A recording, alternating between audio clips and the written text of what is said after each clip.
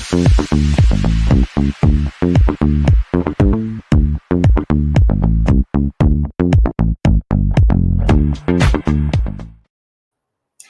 everybody. Welcome back to Let Her Cook, brought to you by BSCN. I am Jackie Dutton, your hostess with the mostest. And today we are going to be making shrimp and grits. This is just a personal recipe. If I'm being completely honest, I actually came up with this while I was, it was several years ago, and I was drinking, and then I woke up and I was like, oh my God, that was the best shrimp and grits I'd ever had. So I spend my time trying to like replicate the magic of that. And it's a little bit of like a hangover style. You had to like go back and really retrace your steps. But I think I've got this down. And we are going to start with the grits first today. And as far as topics are concerned, sometimes we talk about crypto on here. Sometimes we talk about prediction markets and pop culture things. And it's just kind of a mix. So if you are new here, welcome. If you are a returner, a return customer here, welcome back. As always, anything that I talk about in terms of crypto, prediction markets, bets, whatever, this is not financial advice. Do your own research. It's all my own opinion. And you can do with that what you will. Opinions are like assholes. Everybody has one. We don't all need to hear it or see it. But you're watching the show because it's my show, and that's where I'm going to deliver my opinion. So we're here. Okay, so we're going to get started first by making the grits. If you're not aware, grits are stone ground corn, and it's also another word for it is polenta. So some grits are white, like white corn, and then some are yellow. Polenta is typically yellow, and grits are typically white. In the South, they are a nice breakfast food, kind of like oatmeal almost. But today we're going to use them with the shrimp. So I am going to heat this up, and grits start with a 3 or 4, depending on how thick or runny you want them to be. 3 or 4 cup liquid to grits ratio. So I'm going to add 3 cups of chicken broth, and then I'm going to add, as these cook, I'm going to add about a half a cup of half and half. So we're going to add a little more in case this like kind of cooks down. So we're going to bring this up to a boil, the chicken broth, and then I'm going to add the grits in with a whisk, because these are quick grits and not the ones that take longer to cook.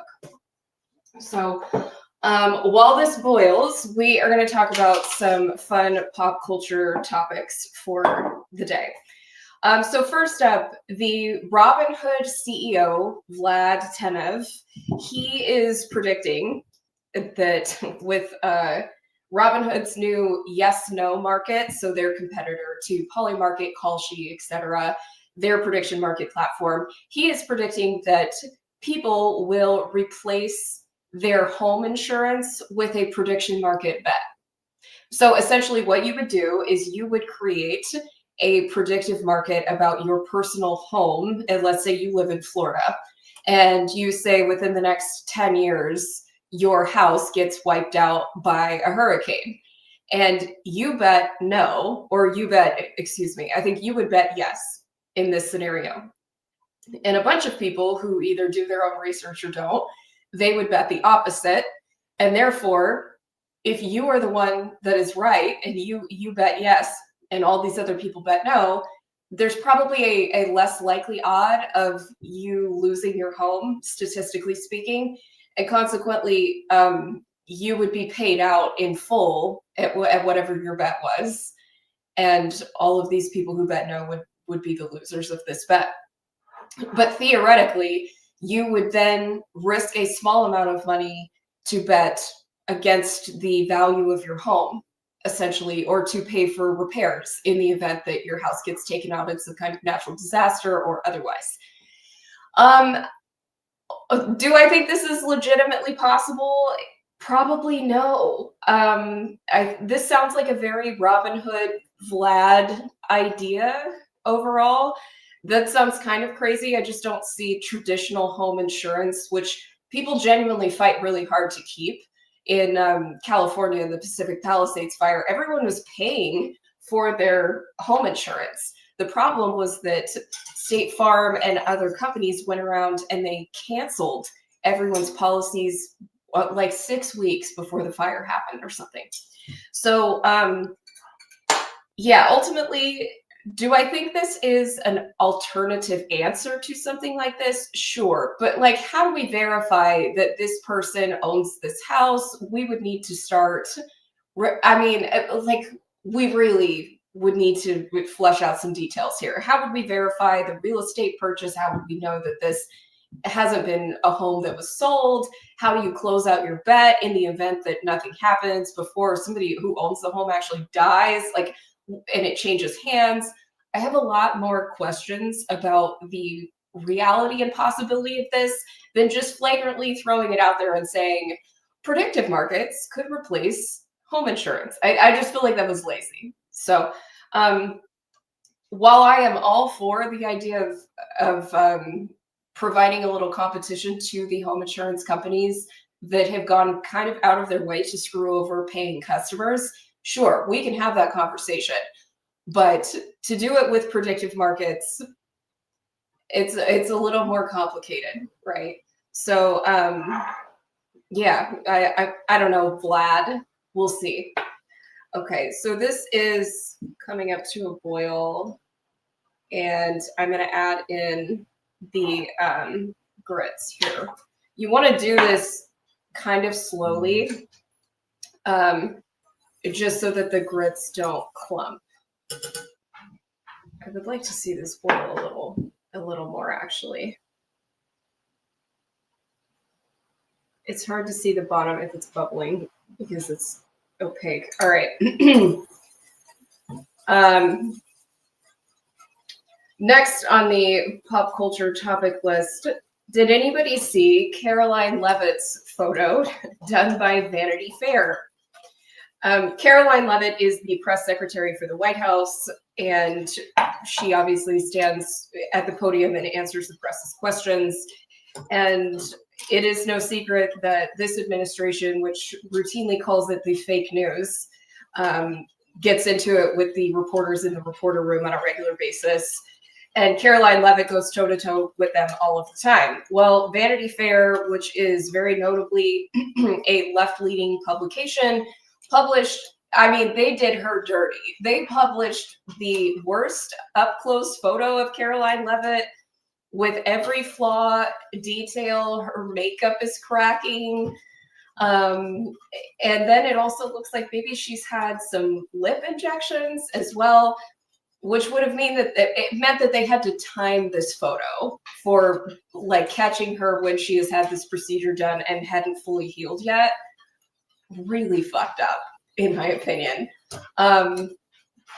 I mean, it looks like the makeup's probably been on for a few hours at this point, and that's part of what the issue is. But they didn't even breathe, let alone airbrush over this photo. They just took the rawest image and maybe turned up all of the sharpening detail that they possibly could on this. Rude.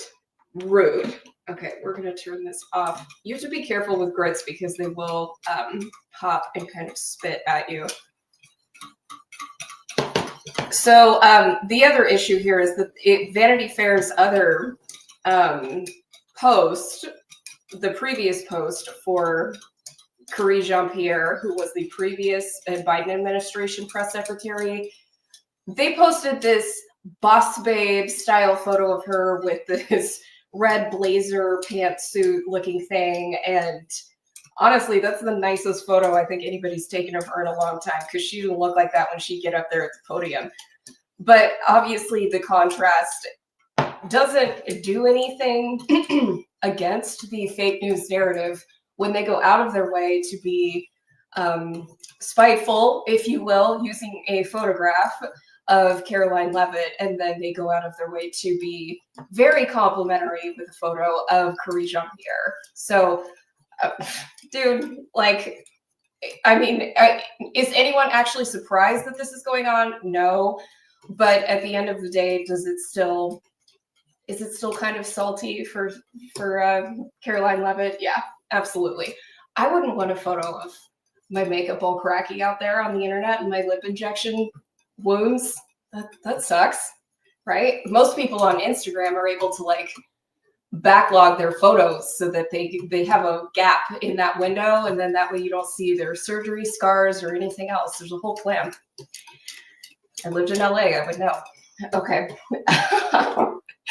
So I'm going to keep stirring this here because this is going to continue to cook. My stove is still very hot. But again, because these are quick grits, this is just going to come together really nicely. And then I'm going to go ahead and add a little half and half to this. Let's see. Don't bubble on me. If this pops and gets on you, it will stick to you, so be very careful. Okay, so that's probably 1/4 of a cup, maybe a little less. All right. So now that this is generally set up here, I'm going to keep this off of the burner, and then we are going to start the shrimp. So I'm going to grab the camera real quick. It's going to follow me, and we're going to go over here. Okay. So the best thing about this dish is that you start with an entire package of bacon. If you don't eat bacon, you can skip this step and just start with oil or whatever your preferred fat is, lard, something like that.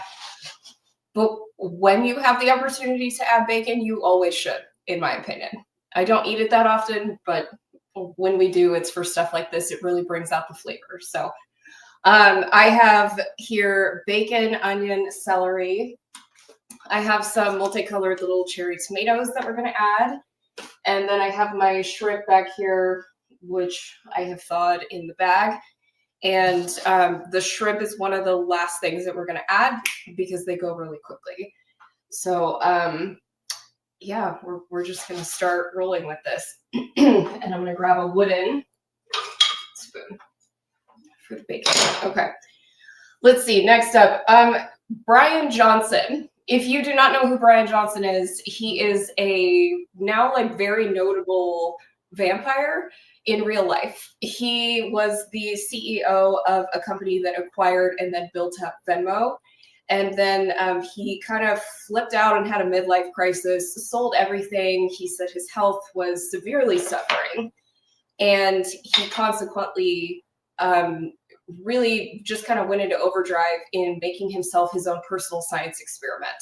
And what he has done is created a company called Blueprint. And his whole thesis is now testing himself. I mean, he tests everything about himself. He tests his blood, his semen, his nighttime erections. He keeps track of himself. Like, he has made himself nothing but a source of data. And one of the things that we noticed today in scrolling through his photos is he showed a progression of his health from when he initially started all of his blueprint, when he backed out of Venmo, and then as he started really like going through and changing his life. The 2025 photo is obviously a notable difference in his skin, his facial structure. Just he clearly looks less swollen. He's very healthy, especially compared to the 2018 photo. But what's more alarming to me is that, especially from 2023 to 2025, in the last 2 years, he has completely gotten rid of the red color of his hair. And I know he's not dyeing his hair. I know that he does use a like serum, and then he uses this red light scalp thing that he wears on a daily basis or something. But I don't see how that would change the color of your hair. So this is absolutely crazy that he has helped the ginger right out of himself. Is being redheaded actually a sign of like severe aging? Because he has slowed down the progression of his aging metrics to make, he's like statistically on all of his markers, he's like 18 years old and he's over 40. So I'm just wondering, like, are redheads naturally inclined to age faster? And how did he magically make himself not redheaded anymore by changing all of these things about his health? I need to know. If Brian Johnson's willing to join the stream, I would love an answer. I would love him to actually like comment and tell me, because this is nuts. If you don't follow him normally, he actually has, in my opinion, some pretty decent health advice. And what actually blows my mind is that he gets a lot of flack on the internet in general for what he is just recommending to be kind of a healthy lifestyle, which is to test your biomarkers, make sure that you get, routine blood checks, that you eat the way that is beneficial to your body, that you get a full night's sleep, and that you exercise. And all these people are like, you're crazy, you're a vampire, your message is nuts. And I'm like, his message is the healthiest message out there. We have a pharmaceutical commercial in America on TV that's literally like every other commercial for some shit that could probably be resolved if you just fucking ate better. And here he is just advising people to take better care of themselves. And these people like rage against him in the comments. I don't understand. Whatever. Okay, so I'm going to add this bacon. Probably not Brian Johnson approved at all. It is organic bacon, though, for the record. Okay, I'm going to break this up.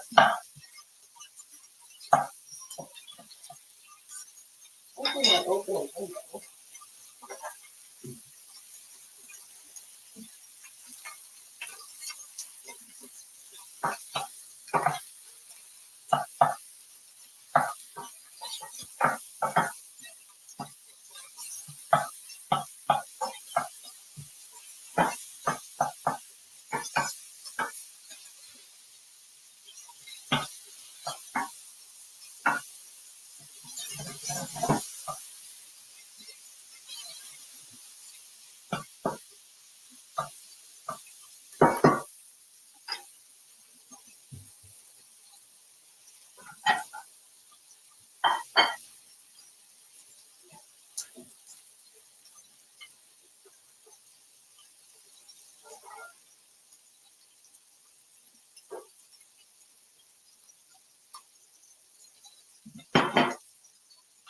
So once this is done, I'm going to pull the bacon out, but I'm going to keep the fat in the pan.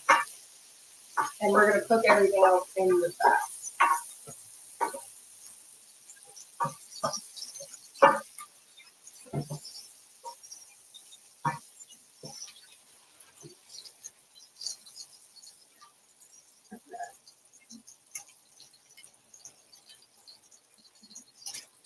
One of the few things I don't love about my kitchen is that I don't have an overhead range on the stove.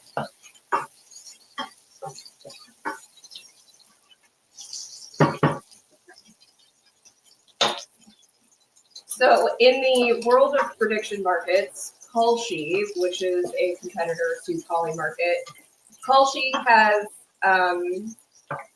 they have started doing something that they are calling combos. But if you know what combos are in the real gambling world, it's a parlay.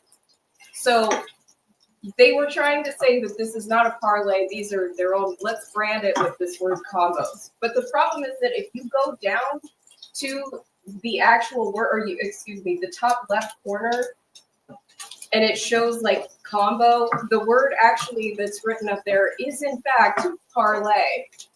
The parlay is not, if you don't know what that is, a parlay is essentially a way to group your bets, and you can risk less money by, picking certain things. But all of these events have to happen collectively in order for you to see a much bigger payout. So in this particular example, somebody can risk $3,000 with the possibility of winning almost $200,000 if it all hits. So it's obviously much harder to do. I know that in the sports world, it's very hard to do, to get all of your bets to line up like that. I know you can do it on other sites where you can group bettings of like particular things to happen, like who wins the coin toss, and who sings the national anthem, and who gets the first touchdown in the game and how many yards and whatever. So on different sites like DraftKings and things like that, you could parlay that way. In the sports world, this is very normal. In predictive markets, though, this just means, you could ball out of control with whatever your grouping is. You could bet the craziest shit combination ever. The weather in New York today, what Trump says at his next press conference, and if we get a rate cut with the Fed. So, okay, like to each their own. I know that I've seen a couple posts where somebody was like, these are predictive markets, or they're not gambling, it's different. Yeah, massive code, first of all. It's definitely still gambling.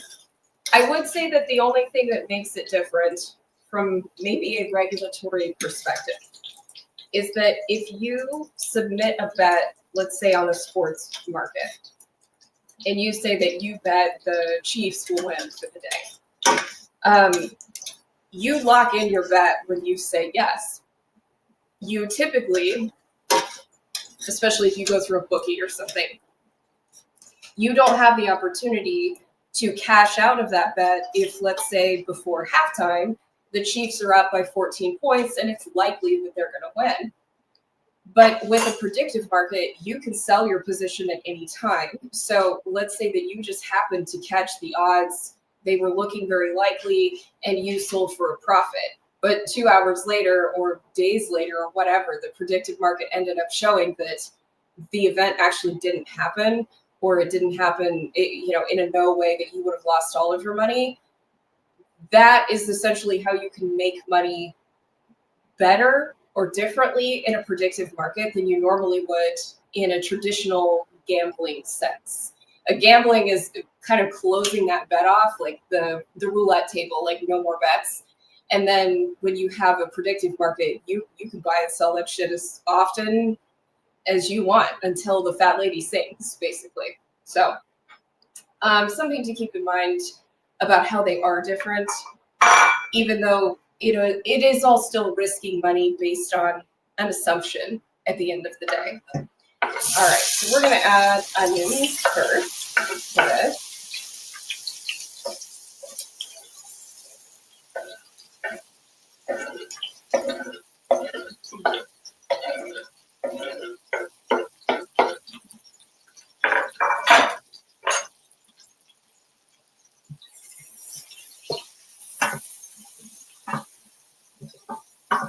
And I might actually drain this.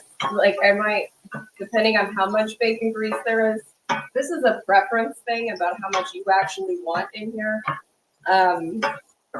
I may actually drain a little bit of this, and I'll show you how to do that much easier than, the traditional way with that little, that nose sucker thing, the giant baby nose sucker that you would normally squeeze out the fat with. I'll show you a much, much more simple way to do this. Okay. So we're going to let these onions cook a little bit. I'm actually going to turn this fan off just a second. Let me see if I can turn this off real quick. Does it turn off? Yes.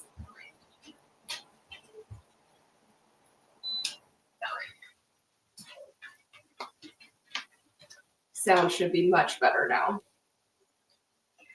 I also need to work on my mic situation. If you guys have a good recommendation for a lav mic, like something I can wear that's wireless, that works with the computer.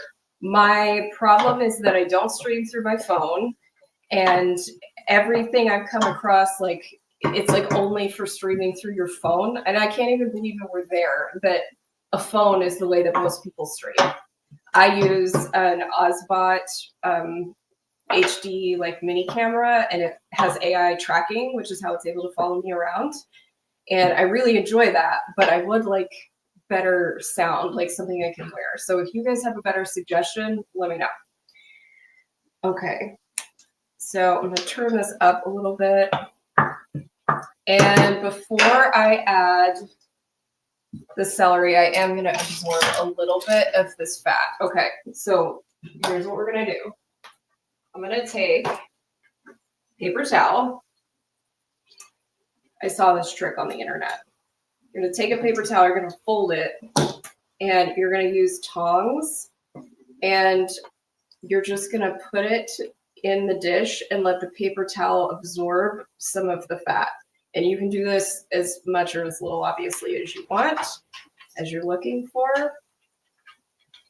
It's not going to cook the paper towel unless you leave it in there. Just an absolutely brilliant way, in my opinion, to do this. Okay. And I am happy with that, and then we're going to throw this away. Boom, mind blown. Like, could not believe, when I saw that, I was like, you know how you see something and it's like so simple and brilliant, you're just like, why was I fighting this fight and no one showed me this? It was that moment. Okay, so now we're going to add celery.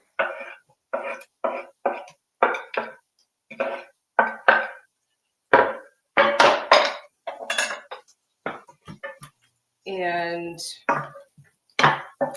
keep cooking this.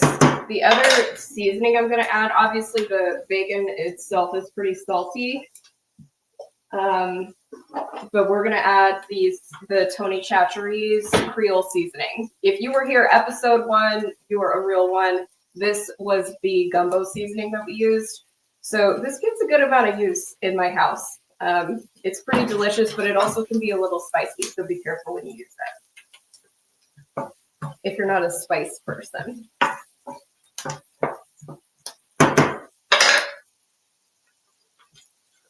So another thing I saw that I think it leaked this week is that Chris Evans, who played Steve Rogers, aka Captain America, in all of the Marvel movies, he is supposedly coming back in the Marvel's Avengers Doomsday movie. Originally, when all of these movies ended, I think all of the OGs, like Scarlett Johansson, Robert Downey Jr., Chris Hemsworth, all of them were like, yeah, we're done. Like, we've spent at least 10 years doing these movies. I think we're out. We're good. We're not making any more of these. But now, I just feel like at this point, they can't get anybody to come see the new Marvel people. So this is their attempt to get people to come watch if the OG people are originally in it. Because I've got to be honest, I don't care to watch the new people that are in the Marvel movies, but I'd go see Captain America in something again. Absolutely. Would love to see that. I don't know how they're going to explain that storyline ending where he became like super old. Is this another timeline within that, like, the Loki story? Because I did watch that, how the time continuum like split a bunch, and that's how they're going to justify that. I have no idea like where that's going, but you know, whatever. It's a movie. My husband and I were watching something the other day, like a fantasy of some sort, and he was like, I love how what's pissed you off about this is something like very dumb and normal, but I have suspended my belief for things like giant monsters and magical spells and everything else. So yeah, I know we can't be like too nitpicky when it comes to something that is in the fantasy, sci-fi-ish drama category, but whatever. It's small details, right? They matter. Okay, I'm going to turn this down.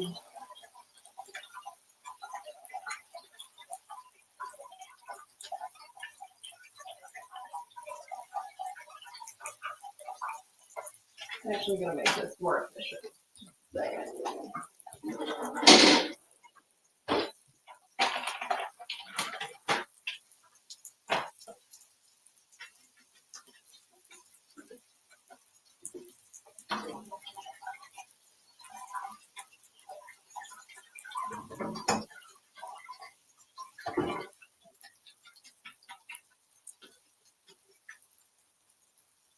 Okay, so this is just a pound of deveined, tail off shrimp.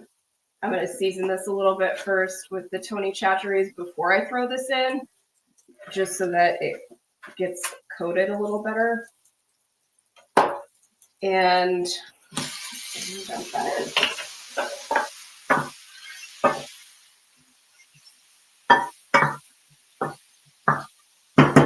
the cool thing about shrimp is how quickly it cooks. The bad thing about shrimp is that it is easy to overcook if you know what that tastes like. So you don't want the hard, like rubbery type shrimp. That texture of cocktail shrimp is kind of ideal. You still want it to be like soft and malleable as you eat it.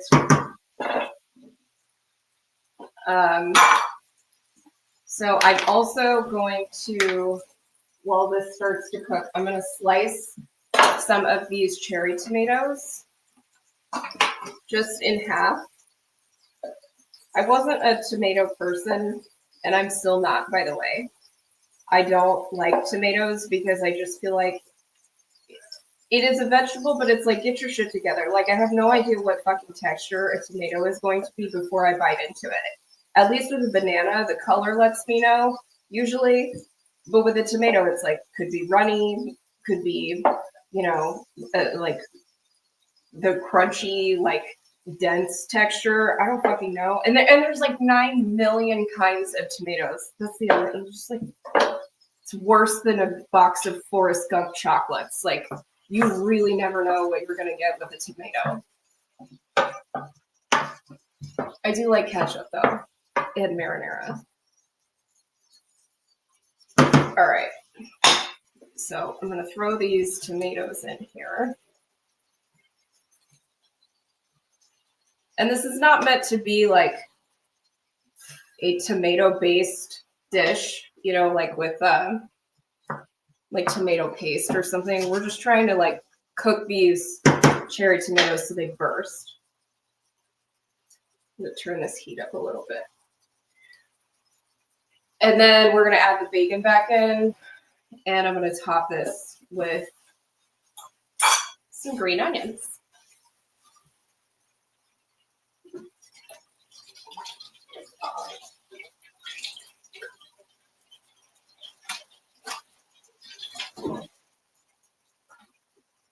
The other thing we're gonna make today is a mess, apparently, which is fine. Okay. The green onions are more for garnish, but they're also really like a nice flavor as well.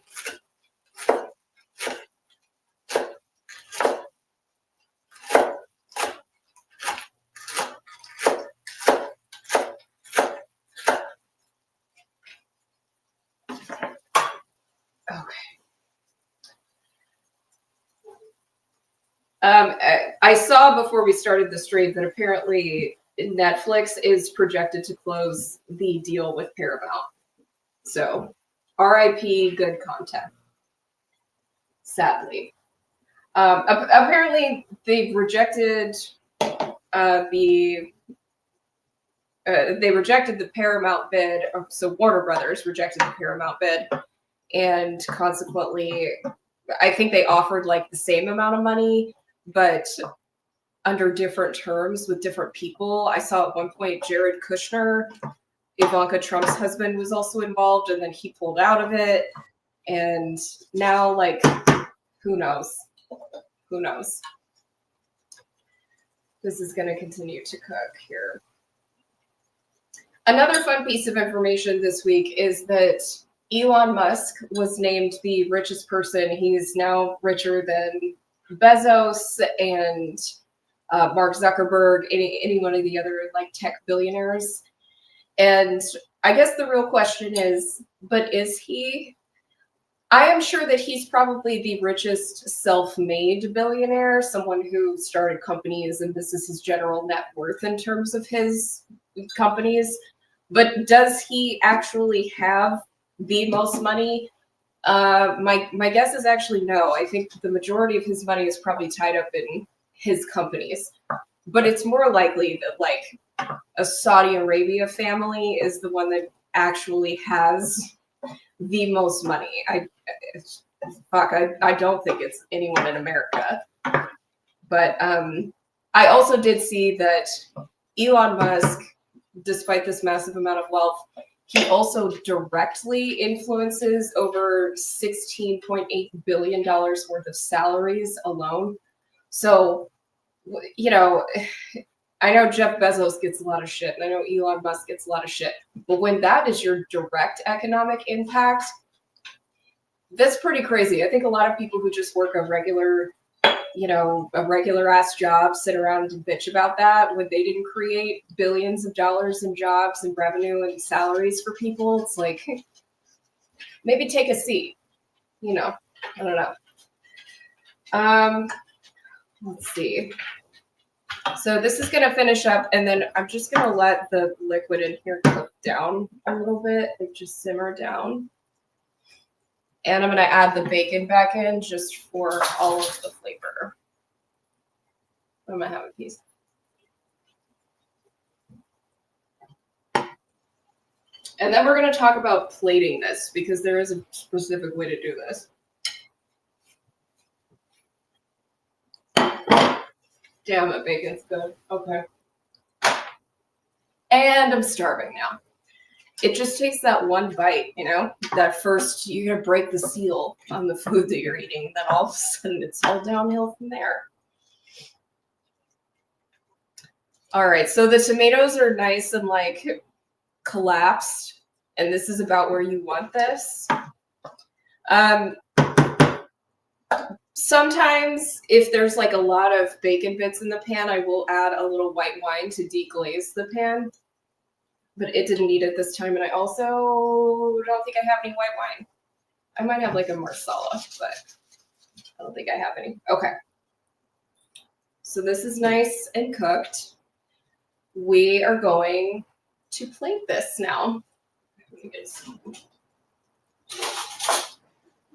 Okay, so you're going to want to make a bed of grits, and then you're going to want to spoon this on. So the grits at this point have solidified a little bit. Something really nice that you can do is you can take this out, you can put it in a pan of some sort, a square dish, and then you can chill it in the refrigerator for a few hours.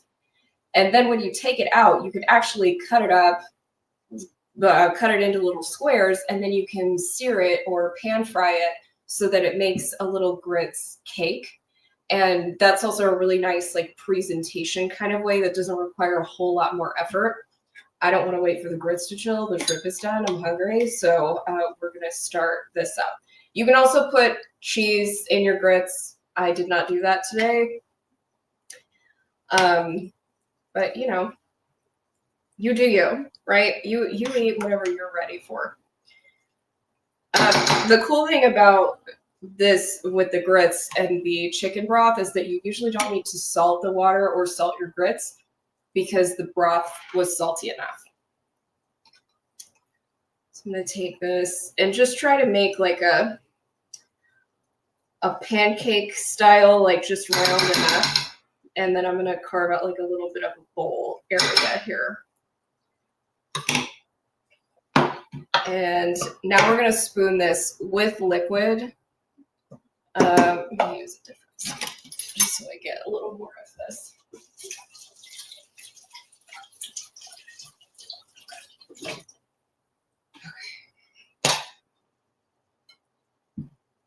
And it's totally fine if you scoop the liquid up kind of like a soup. And look at how presentation lovely. Then we're going to take the green onions. We're just going to sprinkle this on top. I mean, if this isn't one of the easiest, prettiest dishes you make, you come call me, okay? All right. That is Jackie's shrimp and grits for the day. I think we are kind of good to end the stream a little early, but as always, we do a live stream every Monday and Wednesday at 12 p.m. Eastern. I do believe Christmas Eve and New Year's Eve we are taking the day off, but you can also look for another video that is usually a trial or first impression of a gaming product or a DeFi product, something kind of connected to the crypto space. and just my general review of it as, you know, kind of a noob or a user that isn't necessarily somebody who would log in and do this all the time. So on Mondays, we just do prediction markets, some spicy takes, some fun information of general things to come. And on Wednesdays, we do a cooking show like this. So I will see you guys back here Monday live at 12 p.m. Eastern. And as always, not financial advice, do your own research, but have fun out there. I'm Jackie Dutton, live for BSCN, and I will see you guys next week. Bye.